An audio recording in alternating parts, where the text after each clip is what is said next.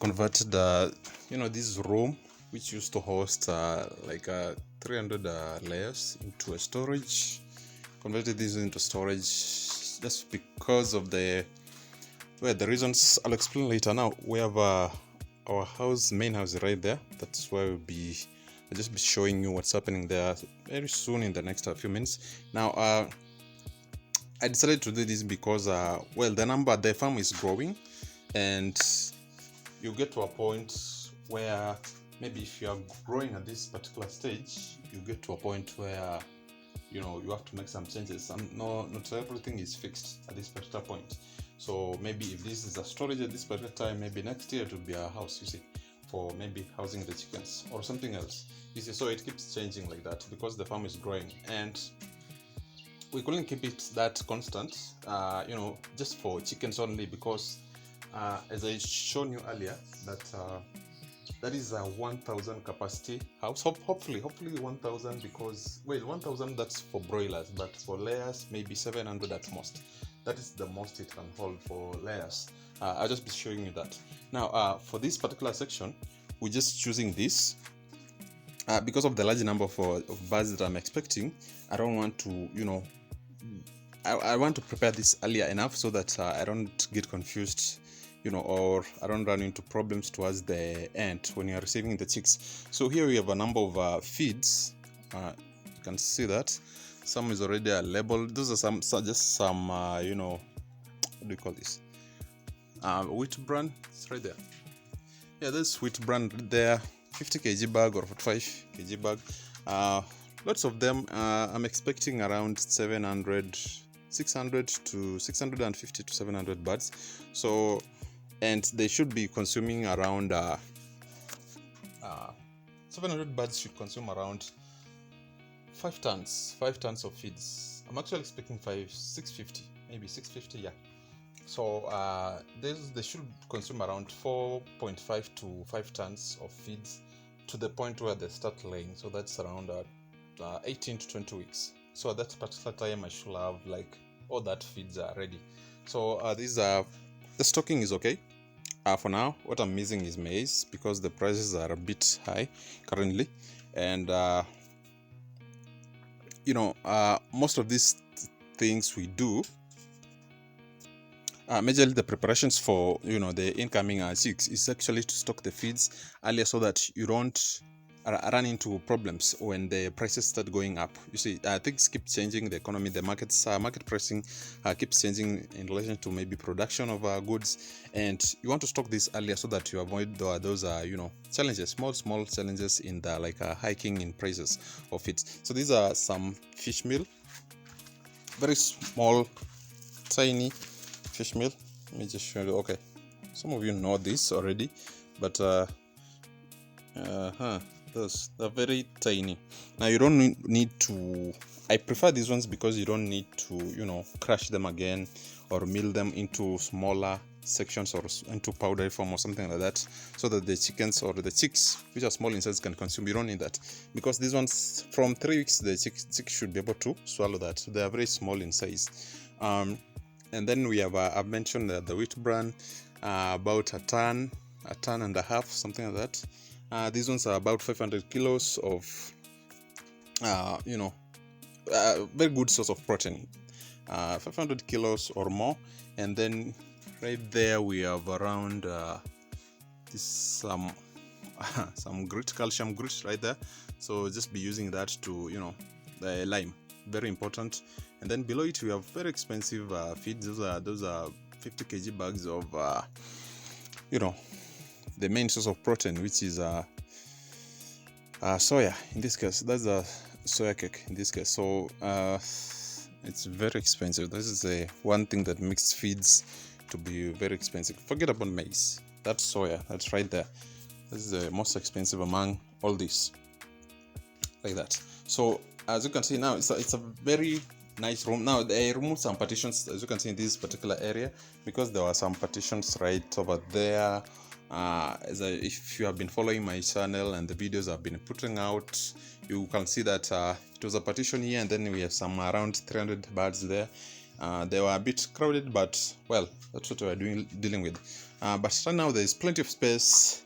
Although I haven't found the maize. Now if I get like 30 bags of maize, I put them right there, and then I think this space should be full, and then the rest of the space I can just use it for storing basic things that I'm not using, like those are right there. It's not junk, but just things that you're not using, maybe oil.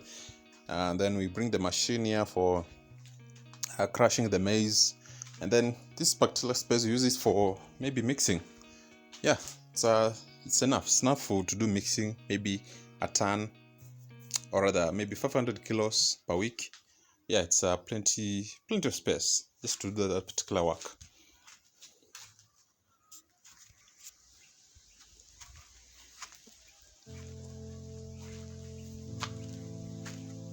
So right here we have I was doing some spraying, but yeah, I think it's done, but it takes a lot of time to get rid of bacteria, but you're not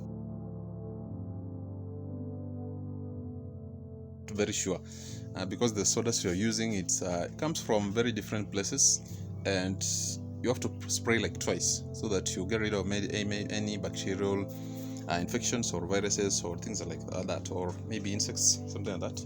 Yeah, you're supposed to wash this earlier. So guys supposed to wash this so that we prepare for the incoming chicks. And then these are very nice feeders, guys. I did doubt them. Yeah, these are very nice compared to the smaller ones that I had earlier. Yeah, these ones are perfect. These ones can hold around 10 kgs. Yeah, 10 kgs. That is perfect. Now compare that with this, which, well, they're of the same price, but just different shapes.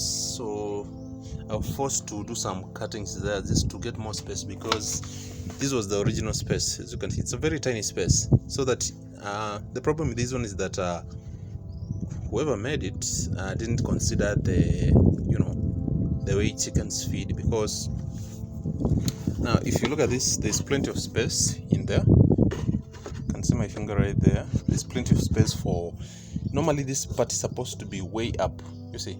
So there's a giant sort of hole in there like that. I think you can see it that way. Yeah, so it's supposed to be very deep so that you get so that the feeds don't settle at the top. But if you look at this one, it is not very deep, it's very shallow. Yeah, let's look at that. It's very shallow. This part that goes inside is very shallow. So you find that most of the feeds just settle in there, and then the chickens can't access them. So the original spacing was this one, which is very small, and these ones the chickens would be, they get bored. They got bored quickly because the food is not really coming in out quickly. But for this one, it is very perfect. It's very perfect. You see, all the foods, as long as it's done, it fills up automatically quickly, and then you get the chickens eating nicely and quickly. So I was supposed to do some cuttings there just to improvise on this, because it didn't really work. It wasn't really working out the way I expected.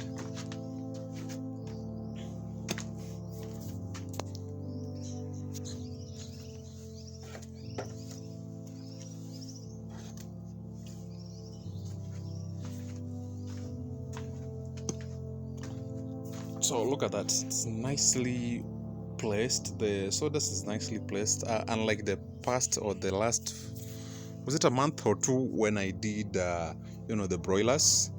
First of all, that business didn't go as well as expected because of the market conditions. Now it's a good business because you get your money quickly, but just from the fact that the money is coming in quickly doesn't mean that it's a guarantee that it will come in, the market will be friendly to you. So I dropped it because of the friendliness of the market, and there's just not many buyers in this village right here. It's not a business that you can do in this particular location, because you need a city-like location to actually do that business, or you need accessibility to the city where we have actually plenty of people eating that broilers in this case. So it didn't really work out. Most of the people don't know those birds. I tried to sell them, but well, it's a chicken, but people prefer those colorfully colored birds, the broilers, the saso, like all those, the traditional birds. That's what they're looking for. But for broilers, it's it's a lot of work. It's a lot of work, and then there's some myths around the bird itself, the way it's raised.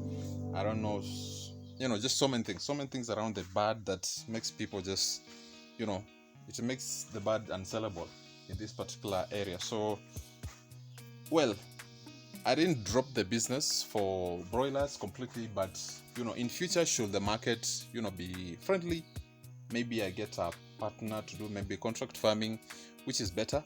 I'll be able to set up a bigger business like that. But at this particular time, it's a no, because there's no guarantee in the market. Otherwise, it's a very good business, especially for those who are close to towns or cities, close to cities. And then there's a increase in uptake of that particular meat, the broilers. So if you have, I've seen people who are very close to cities and they are doing fine in that particular area. The business is okay. They might be making huge profits. The profits are good, so that you can see somebody they are doing 10,000, 20,000 birds, and they are on contract, which means the market, the purchase is ready. You are guaranteed of the purchase, so long as the moment the birds reach 5-6 weeks, you are done with that batch, you bring in a new one. So those particular people are, well, they're lucky for that particular because of that location.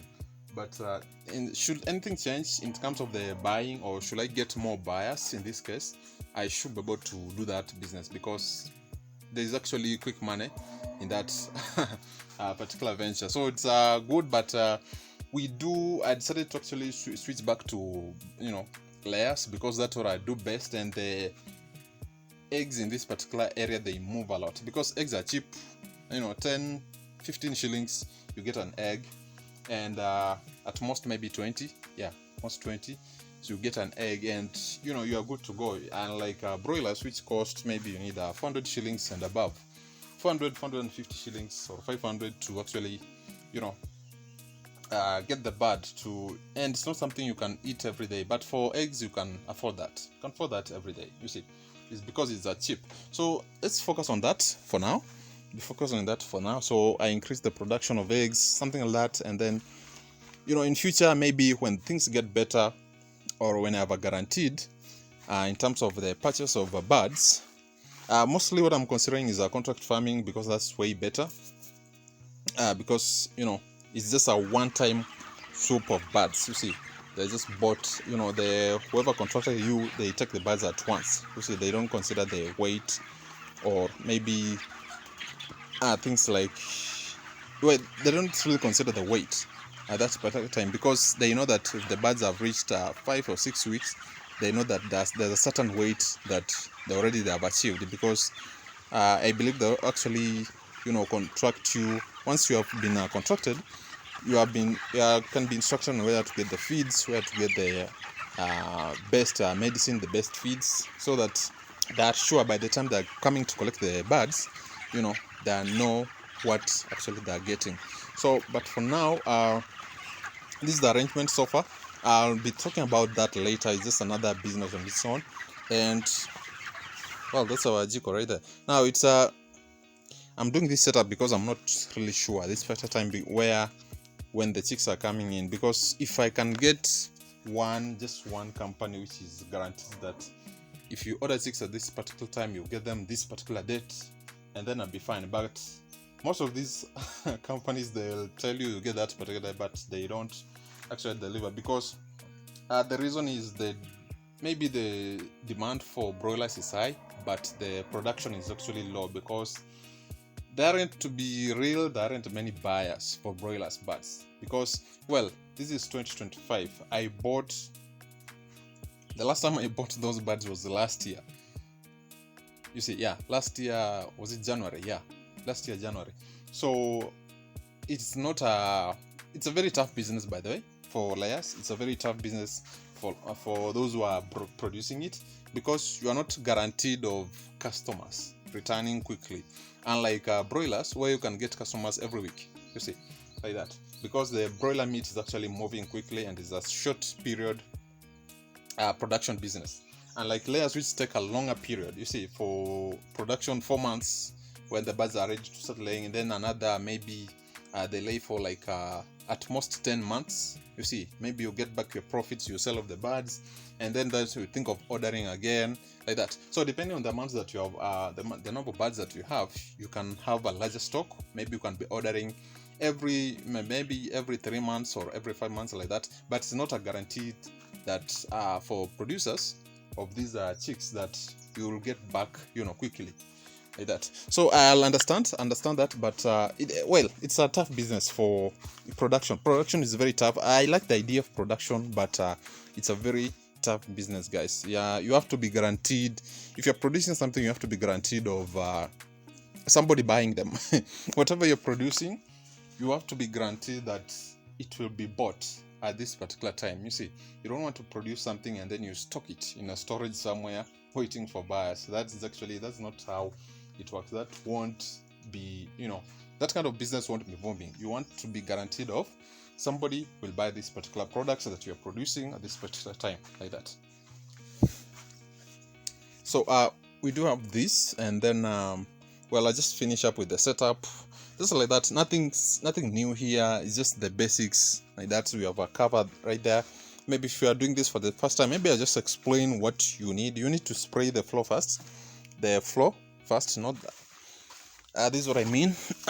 This is like 2 inches of sawdust, like that. So you need to spray the floor first, and then mostly you have to keep it concrete to avoid what you call termite infestation, maybe other insects digging up through, maybe, or you compact it with marram, like that. But I prefer this one is better, so you don't have maybe rodents coming in, something like that.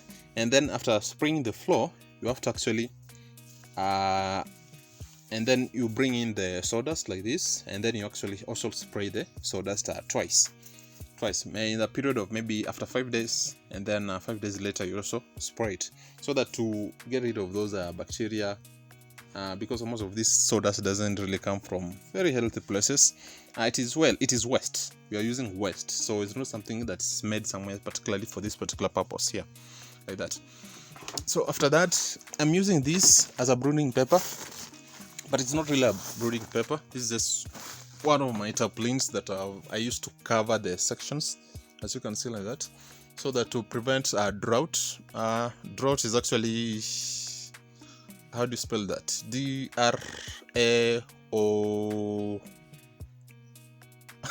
DRAOGHT, like something like that. Not the drought, the desert thing where we have dry conditions. The drought, the cold air that comes in when the cold air that comes in the room, but it's not fully covered, like that. So to prevent something like that. Now look at that. It's fully covered all the way from that section to that, because I'll not be using that. I'll be using this section because I have a hanger right there. There's a hanger right there. It doesn't bring in rain. That's the good part. It doesn't bring in rain directly, because the house is very tall. It's a very tall house.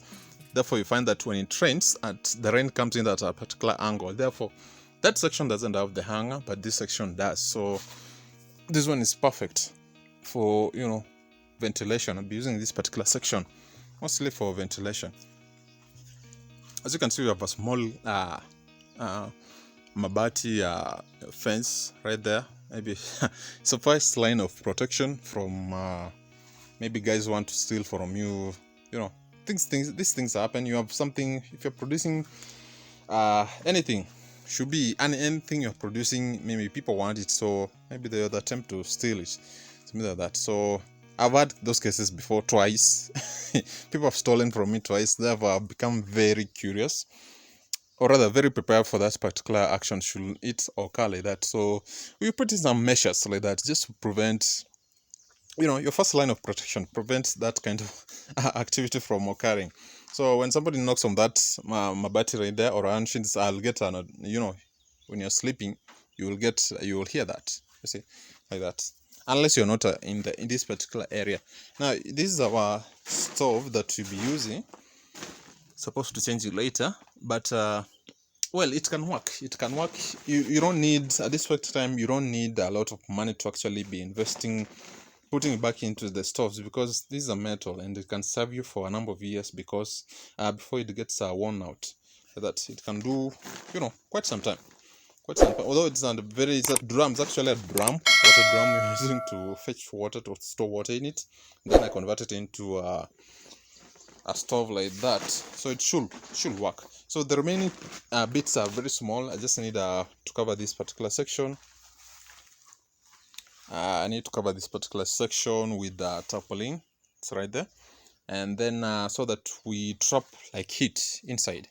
When we start the stove right there, there's heat that's produced, which the chicks need to for the first maybe 4 weeks at most. First 4 weeks, yeah, at most you need that. The room is very cool, by the way, guys. It's very cool. It's hot outside, but it's very cool in here. Yeah, so it's a very cool room, mainly because of this timber floor right there. So it's a very cool room. Now the problem with that is that you will get it's the temperatures are 25, 24, 25, but when it gets at night, maybe 2 to 3 a.m. at night, it's very cold. It gets a bit colder than that. So that's why we need put in some measures to actually trap in the heat like that, and to prevent the death of chicks like that, because it's a huge investment. You don't want to lose chicks to simple things like cold. Yeah, when you can just did something to prevent that.